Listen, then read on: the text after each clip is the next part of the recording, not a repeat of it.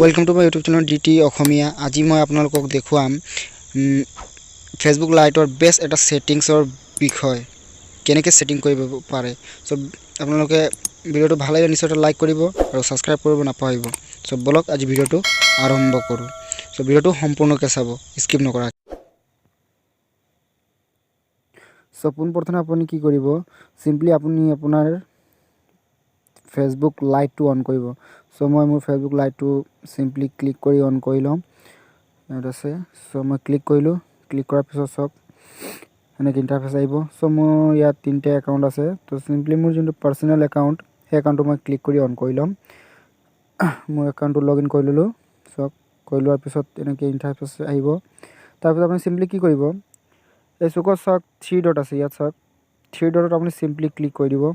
Click কৰাৰ পিছত আপুনি সিম্পলি একো নকৰিব, সিম্পলি আপুনি অলপ স্ক্ৰল ডাউন কৰিব। তো চাওক মই স্ক্ৰল ডাউন কৰি আছো। স্ক্ৰল ডাউন কৰাৰ পিছত এই ইয়াত চাওক ডাৰ্ক মোড বুলি লিখা আছে। সো সিম্পলি আপুনি ডাৰ্ক মোডৰ এইটো সাইডত চাওক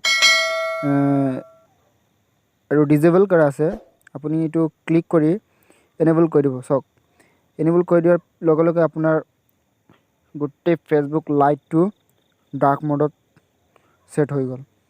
সো আগত ফেসবুক মেসেঞ্জাৰত এনেকুৱা সিস্টেম আছিলে। তো বৰ্তমান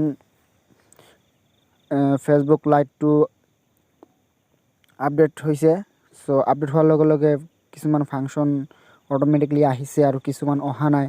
সো এনেকৈ আপুনি আপোনাৰ নিজৰ Facebook light to dark mode on কৰি আপুনি চলাব পাৰিব। যেটো ডাৰ্ক মোডত মানে অলপ দেখিবলৈ ভাল লাগে, ইয়াৰ সৌন্দৰ্যটো অলপ বেছিয়ে ভাল লাগে। ভাল লাগে বুলি ক'লে নহ'ব, অলপ ভালো লাগে আৰু চকুত ধৰে, মানে চকুত লাগি ধৰা নিচিনা এটা কি বুলি ক'ম আৰু এনেকুৱাই ভাবক।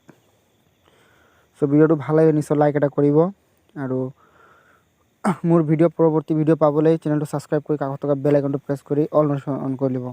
আৰু বুজা যদি অসুবিধা হয় নিশ্চয় কমেণ্ট বক্সত জনাব, মই আপোনালোকক সহায় কৰিম। ধন্যবাদ।